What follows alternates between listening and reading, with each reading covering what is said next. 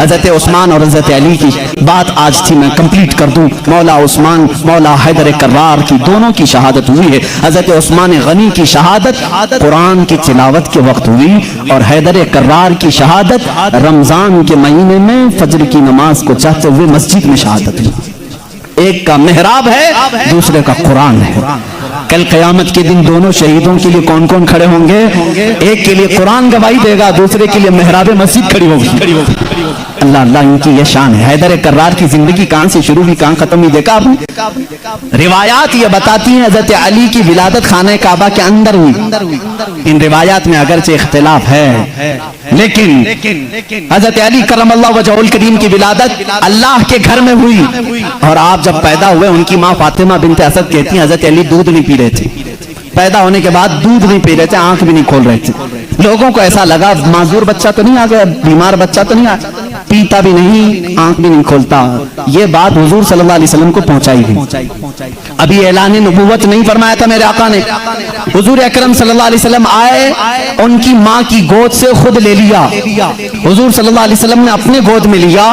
اللہ کے نبی صلی اللہ علیہ وسلم نے اپنا منہ سے دہن مبارک سے لعاب نکال کر حضرت علی کے منہ میں رکھا. انگلی کو انہوں نے چوسنا شروع کر دی. جو ماں کے سینے سے دودھ نہیں پی رہے تھے وہ انگشت رسول پینے لگ گئے. اس دن حضور نے کیا پلایا ہوگا وہ تو حیدر کرار ہی جانا. اسی لیے تو باب العلم کہا گیا ہے. اسی لیے تو علی کہتے ہیں میں سورہ فاتحہ کی تفسیر لکھوں تو 70 اونٹ بوچھل ہوگی. یہ برکت آئی تھی وہ رسول پاک کی انگلی سے، اور چوسا تو پہلی غذا پیٹ میں گئی ہے رسول پاک کی انگلی سے. اور اسی وقت تھوڑی دیر کے بعد آپ نے آنکھیں کھولی. سب سے پہلی زندگی میں اگر کسی کو آپ نے دیکھا تو چہرے رسول کرے، چہرے رسول. اس کی فضیلت ہم کیا بیان کریں. جو کعبے میں پیدا ہوا، پہلی غذا حضور کی انگشت مبارک چوسا اور اس کے بعد دیکھا بھی زندگی میں تو پہلے چہرے رسول دیکھا. ابتدا جس نے زندگی کی یہاں سے کی ہے اس کے مقام کو کون پہچان سکتا ہے، کون جان سکتا ہے. اسی لیے میرے عزیزو جب زندگی کا خاتمہ ہونا ہے، خاتمہ ہونا ہے، رمضان کا مہینہ ہے، روزوں کے دن ہیں اور فجر کے وقت حضرت علی کرم اللہ وجہہ الکریم مسجد میں آ چکے ہیں. مسجد میں آ چکے ہیں، ظاہر سی بات ہے فجر کا وقت ہوا ہوگا تو روزہ بھی ہوں گے، نماز کا وقت ہوگا. اسی وقت ایک عبد الرحمن ابن ملجم نام کا خارجی کتا آپ کے پیٹھ کے پیچھے سے وار کیا اور زخم اتنا گہرا ہو گیا کہ حضرت علی کرم اللہ وجہہ الکریم کے سینے کے باہر سے وہ خنجر باہر آیا. کچھ بھی آپ کو پلایا جاتا تو زخموں کے راستے سے باہر نکل جاتا تھا. اتنی خطرناک قسم کا خنجر اس نے مارا اور مصلی پر آپ گر پڑے تھے. حضرت علی کرم اللہ وجہہ الکریم کی زندگی یہاں سے شروع ہوئی. اے مسلمانوں سوچو، جس کی ابتدا خانہ کعبہ سے ہوئی اور اختتام محراب مسجد میں ہوئی، اس علی کی نمازوں کا حال کیا ہوگا. اسی لیے تو یہ بات آئی کہ جس کی زندگی کعبے سے شروع ہوئی اور محراب مسجد میں ختم ہوئی. توجہ چاہتا ہوں، جس کی زندگی کعبے سے شروع ہوئی محراب مسجد میں ختم ہوئی. اسی لیے مولا بھی یہ نہیں چاہتا تھا کہ اس حیدر کرار کی کبھی نماز قضا ہو. ایک بار رسول پاک صلی اللہ علیہ وسلم ان کے زانوں پر سر رکھ کر سو رہے تھے. عصر کی نماز آپ نے نہیں پڑھی تھی، سورج ڈوب گیا تھا. جب میرے آقا بیدار ہوئے رونے لگے. علی زندگی میں پہلی ہے نماز جو قضا ہوئی، مولا کیسے قضا ہونے دے. میرے آقا صلی اللہ علیہ وسلم کو حکم ہوا آپ چاہیں تو پلٹائیں. میرے آقا نے اشارہ کیا اے سورج پلٹ جا، کسی اور کے لیے نہیں، صرف علی کی عصر کی نماز کے لیے، صرف علی کی عصر کی نماز کے لیے. وہ بھی عصر جو سب سے اعلیٰ ختم کی ہے. اعلیٰ حضرت نے فرمایا ہے انہیں جان واپس لوٹا دی صدیق اکبر کو اور انہیں نماز واپس لوٹا دی. حضور اکرم صلی اللہ علیہ وسلم نے لوٹایا. حضرت علی کرم اللہ وجہہ الکریم نے اپنی نماز مکمل کی. سورج اپنے معمول کے مطابق واپس پھر غروب ہوا. پوچھو اس آج سورج سے آج تک ہے کسی نے تجھے غروب ہونے کے بعد لوٹا دیا ہو، لوٹایا ہو؟ تاریخ ہمیں بتا دیں کبھی اس سورج کو کسی نے پلٹایا ہو؟ نہیں میرے عزیزو. نمرود نے ابراہیم علیہ السلام کے ساتھ مناظرہ کیا تھا. ابراہیم علیہ السلام نے اس وقت اس کو یہ بات کہی تھی میں تو اس خدا کو مانتا ہوں جو سورج کو مشرق سے نکالتا ہے مغرب میں ڈباتا ہے. اے نمرود تیرے پاس سب سے بڑی طاقت ہو تو ذرا سورج کو پیچھے سے لوٹا کے دکھا، مغرب سے پچھم سے ویسٹ سے نکال کر کے دکھا. نمرود نہیں کر سکا. آج کے زمانے کے نمرود کو بھی میں کہتا ہوں امریکہ لوٹا کے دکھا، رشیا لوٹا کے دکھا، یورپ لوٹا کے دکھا. میزائل بہت بنا ہے، پیٹروٹ میزائل، پتہ نہیں پوری دنیا کو تباہ کرنے کے آلے تمہارے پاس ہیں، لوٹا के दिखाओ। नहीं लौटा के दिखाओगे, लौटाएंगी वो उंगलियां जो टूटी चटाई पर बैठती हैं, लौहे महफूज का मुताला करती हैं। मेरे आका सल्लल्लाहु तआला अलैहि वसल्लम की वो अंगुश्त शहादत सूरज की तरफ होनी थी कि सूरज आ गया। बाज मुहद्दिसीन ने फरमाया है सूरज रोजाना जो निकलता है वो आबो ताप के साथ निकलता है। मशरिक में जब निकलता है आबो ताप के साथ निकलता है। आला हज़रत का एक शेर भी है, इसकी तर्जुमानी आप करते हैं, फरमाते हैं उस दिन सूरज जो है हड़बड़ाते हुए बाहर आया था, यानी डर के बाहर आया था, इसलिए कि आज खिलाफ मामूल पहली मर्तबा इधर से निकाला गया है, इधर से निकाला और बे टाइम की है। ये सारी फजीलत मेरे आका की है जरूर। अंगुश्त मुबारक उठी और सूरज पलट आया जरूर, लेकिन कभी ये नहीं देखा कि लौटाया किसके लिए गया था, किसके लिए? उसी अली करमल्लाहु वजहुल करीम के लिए। अल्लाह रब्बुल इज्जत ने उनकी नमाज को कज़ा होना गवारा नहीं फरमाया, इसलिए कि इनकी जिंदगी काबे से शुरू हुई है, मेहराब मस्जिद में खत्म हुई है। मुसलमानों इनकी जिंदगी से इतना सीख जाओ कि हैदर कर्रार की नमाजें अल्लाह ने अता कर दे, इसलिए कि जब वो नमाज में खड़े हो जाते तो ऐसा मां हो जाते। एक बार आपकी पिंडली में तीर चुभ गया था, निकालने के लिए बड़ी तकलीफ थी, गोश्त साथ में आ सकता था, लोग निकालने जाते आपको दर्द होता। लोगों ने फैसला किया जब अली नमाज में हो तो निकाल लिया जाए, अली नमाज में हो तो निकाल लिया जाए। हजरत अली नमाज के लिए खड़े हुए, लोगों ने खींच करके तीर निकाल लिया, उसके साथ गोश्त लग करके बाहर आया। आपने नमाज नहीं तोड़ी, पूरी नमाज मुकम्मल हो गई। सलाम फेरने के बाद अपने पैर पर हाथ रख करके पूछ रहे हैं तीर कब निकाला, तीर कब निकला? मुझे पता ही नहीं चला, इसलिए कि मैं मेरे रब्बे ज़ुल जलाल की बारगाह में था। वो नमाज में महवियत थी, नमाज में गर्क होने की शान थी मौला अली करमल्लाहु वजहुल करीम की। ऐ मुसलमानों, आज अगर हमारा नौजवान गर्क है किसी में तो गेम में है, गेम में डूबा हुआ है, नमाजों में नहीं। नमाजें तो यहाँ हिसाब किताब के लिए लोग बांध लेते हैं, दुकान में कितना हुआ था, कुछ भूला हो तो नमाज पढ़ने आ जाए। माज़अल्लाह रब्बिल आलमीन, कितनों की नमाजें सिर्फ वसवसों में पूरी हो जाती हैं। अली की नमाज वो है कि जिसमें तीर चुभा हुआ निकाल लिया जाए तो उन्हें पता भी नहीं चले। हैदर कर्रार रज़ियल्लाहु तआला अन्हु के वास्ते से मैं आज दावत दूंगा हर नौजवान को, दो चीजें आज लेकर के जाओ, एक हयाए उस्मान और एक हैदर कर्रार की ताकत और कुव्वत। तुम बुज़दिल न बनना, तुम शुजाअत वाले मर्द बनो, शुजाअत वाले मर्द बनो। अपनी ताकत को किसी पर फालतू में घोंसा लगाने के लिए यूज न करना, अपनी ताकत जमा करके रखो, इंशाअल्लाह काम आएगी, इंशाअल्लाह काम आएगी। ताकत बनाओ ऐ नौजवानों, अपने जिस्म को अच्छा करो। जो जिम करते हैं मैं उनके लिए भी कुछ गलत बात नहीं करता, अच्छी बात है, फिट रहो, ताकत बनाओ, कुव्वत बनाओ, वक्त पर इसका इस्तेमाल करो, वक्त पर इस्तेमाल करो। गरीबों पर नहीं, मजदूरों पर नहीं, मजलूमों पर नहीं, जालिमों के खिलाफ पंजा आजमाई करना हमें हैदर कर्रार ने सिखाया है।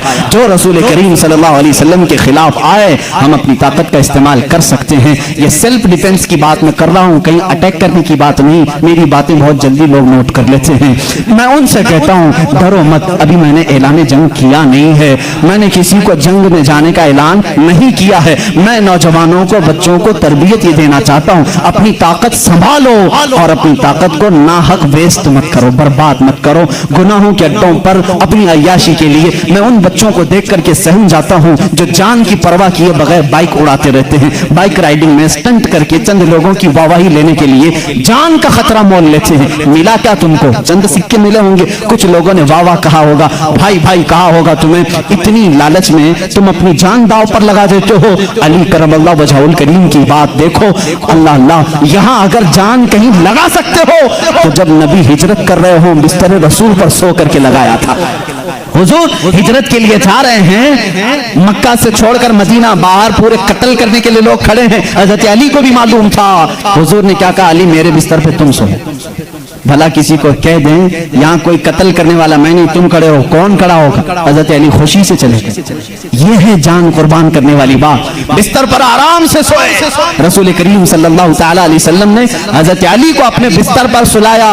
कुफार आए लेकिन कत्ल नहीं कर सके। हजरत अली कहते हैं उस रात मुझे बहुत अच्छी नींद आई थी, इसलिए आई थी कि मेरे नबी ने कहा था सुबह उठ करके मेरे पास कुछ अमानतें हैं वो दे करके तुम भी मदीने आना। जब जुबान रसूल से ये बात निकली हो तो मजाल है कोई मेरी जान ले सके। ये अली का तवक्कुल था, यकीन था, वो बिस्तर पर सोए। मैं एक शिया की बात सुन रहा था, वो जालिम इस बात को दलील बना करके कह रहा है रसूल के बाद अगर कोई खलीफा बन सकता था तो सिर्फ अली है, बाकी कोई किसी का हक नहीं था। वो दलील में क्या कह रहा है? जब नबी हिजरत के लिए जा रहे थे, तवज्जो, सबको वाह वाह वाह वाह वाह वाह करने की आदत रहती है इन शियों को, इतनी बात उसने दिखाया کہ جب جا رہے تھے اپنے بستر پر کس کو سلایا؟ سب جانتے ہیں، سنی بھی مانتے ہیں، سب مانتے ہیں، اپنے بستر پر۔ وہ پاگل بیوقوف کہہ رہا ہے جو نبی اپنے بستر پر کسی اور کو پسند نہیں کرتے، جو نبی اپنے بستر پر کسی اور کو پسند نہیں کرتے وہ علی کو سلا رہے ہیں، اس بات کی علامت ہے کہ نبی کے بعد ان کی خلافت بھی علی کو ہی ہونا چاہیے۔ میں کہتا ہوں اتنا ہی کیوں سناتا ہے، آگے کا کیوں نہیں سناتا؟ علی کو ایک رات کے لیے بستر پہ سلایا، لیکن 9 دن کے سفر کے لیے اپنے ساتھ کس کو لیا تھا؟ مدینے تک سفر کے لیے کس کو ساتھ لیا تھا؟ ابو بکر صدیق کو۔ ہم ایسی اونچی دلیلیں نہیں مانتے اور نہ جانا چاہتے ہیں، یہ تو اللہ کی منشا تھی جو ترتیب خلافت ہے۔ ابو بکر صدیق آئے، عمر فاروق آئے، عثمان غنی آئے، حیدر کرار آئے، ارے سبوں نے اچھی خلافت کی۔ آج تمہارے پیٹ میں درد کیا ہے؟ ان کو پہلے، ان کو پہلے۔ تمہارے سوچنے سے اب وہ خلافت بدلے گی نہیں، جو ہو گئی ہو گئی، اس سے کسی کا نقصان ہوا اسلام میں؟ چاروں خلفاء نے اپنا حق ادا کیا ہے۔ آج سلام کرو ان کی تربتوں پر، آج ان کی باتوں کو یاد کرو۔ اسلام تیری نبض نہ ڈوبے گی حشر تک، تیری رگوں میں رواں خون ہے چار یار کا۔ حیدر کرار کی تربت پر لاکھوں سلام، جنہوں نے ان کو قتل کیا ان پر لاکھوں لعنتیں ہوں، جنہوں نے حضرت عثمان غنی کو شہید کیا ان پر لاکھوں لعنتیں ہوں۔ سنیوں کا عقیدہ یہ ہے، ہم اہل بیت کی جتنی تعظیم کرتے ہیں اتنی خلفائے راشدین کی بھی تعظیم کرتے ہیں۔ ہمارے لیے ایک آنکھ صدیق اکبر ہے تو دوسری آنکھ عمر ابن خطاب ہے، ایک آنکھ اگر ہم عثمان ابن عفان کو مانتے ہیں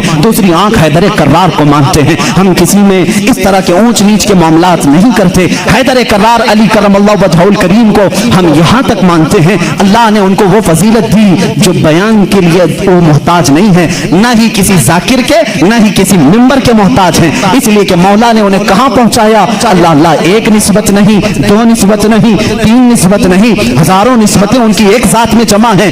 دیکھو اگر آج مجھے امت مصطفیٰ ہونے پر فخر ہے، میں نبی کا امتی ہوں، علی اگر فخر کرنے پر آ جائے، علی اگر فخر کرنے پر آ جائے وہ کیا کیا کہہ سکتے ہیں؟ اے لوگوں، جب حضور ہجرت کر کے مدینے میں آئے تھے لوگوں کو بھائی بھائی بنا رہے تھے، ایک انصار کو ایک مہاجر کو سب کے ہاتھ پکڑ کر کے بھائی بھائی بنا رہے تھے۔ آخر میں حضرت علی بچ گئے، مدینے میں انصار صحابہ ختم ہو گئے، کوئی ان کا بھائی بچا نہیں۔ حضرت علی رونے لگے، میرا کوئی بھائی بچا نہیں۔ میرے آقا صلی اللہ علیہ وسلم نے فرمایا علی گھبراتا کیوں ہے؟ تو دنیا میں بھی میرا بھائی ہے اور آخرت میں بھی میرا بھائی ہے۔ جس کو رسول اللہ کا بھائی ہونے کا شرف حاصل ہے وہ یہ کہہ سکتا ہے رشتے میں بھی بھائی ہوں، نبی کی زبان پر بھی بھائی ہوں۔ اور اللہ کے نبی نے اپنی سب سے زیادہ پیاری بیٹی جو جنتی خواتین کی سردار ہے وہ علی کے نکاح میں دے دیا۔ اور اتنا ہی نہیں، میرے آقا نے جن کو فرما دیا الحسن والحسین سیدہ شباب اہل الجنہ، حسن اور حسین تمام جنتی جوانوں کے سردار ہیں۔ اللہ اللہ، وہ فضیلت کے حامل وہ دونوں شہزادے خون علی سے پیدا ہوئے ہیں، اور رسول کریم کے داماد ہونے کا شرف، بھائی ہونے کا شرف، فاطمہ زہرا کے شوہر ہونے کا شرف، حسنین کریمین کے باپ ہونے کا شرف۔ اتنا ہی نہیں، سلسلہ قادریہ کے بانی ہونے کا شرف، سلسلہ سہروردیہ کے بانی ہونے کا شرف، سلسلہ چشتیہ کے بانی ہونے کا شرف، بلکہ کل جہاں میں ولایت اگر تقسیم ہوئی ہے تو حیدر کرار کے قدموں سے تقسیم ہوئی ہے۔ وہیں سے غوث بھی ہیں، وہیں سے خواجہ بھی ہیں، وہیں سے حیدر کرار کی ذات سے ہی ہر قطب ہے، ہر نجبہ میں سے، شرفا میں سے، قطبہ میں سے، اوتاد میں سے، سارے اولیاء کی صفت علی کے بعد ہی ہے۔ یہ سنی فضیلت بیان کرتے ہیں، سنی علی کی فضیلت جب بیان کرتے ہیں تو یہی کہتے ہیں ہم بعد میں ہیں، علی کا مقام پہلے ہے۔ ہم ساری چیزوں سے علی کرم اللہ وجہ الکریم کو افضل و اعلیٰ مانتے ہیں۔ آخری جملہ یہ ہے، جہاں سب کی فضیلتیں پہنچتی ہیں وہاں سے فضیلت علی شروع ہوتی ہے، لیکن ساتھ ہی ہم دیگر خلفاء کی بھی فضیلت کو تسلیم کرتے ہیں۔ اے مسلمانوں، دعا کرو اللہ کی بارگاہ میں، مولا جب تک تو زندہ رکھے ہم میں سے ان چاروں خلفاء راشدین کی محبت میں جیتے مرنے کی توفیق عطا کر دے۔ اے کریم خدا، ان میں سے کسی کی ہم سے گستاخی نہ ہونے پائے، کسی کی توہین نہ ہونے پائے، کسی کی بے حرمتی نہ ہونے پائے۔ اے مولا کریم، جو ان کا مخالف ہو اس کی زبانوں کو تو کھینچ لے، اے مولا ان پر تو لعنت فرما۔ جو رسول کے جانثاروں کا دشمن ہو مولا تو اسے دنیا میں بھی اور آخرت میں رسوا اٹھا۔ اے مولا ہم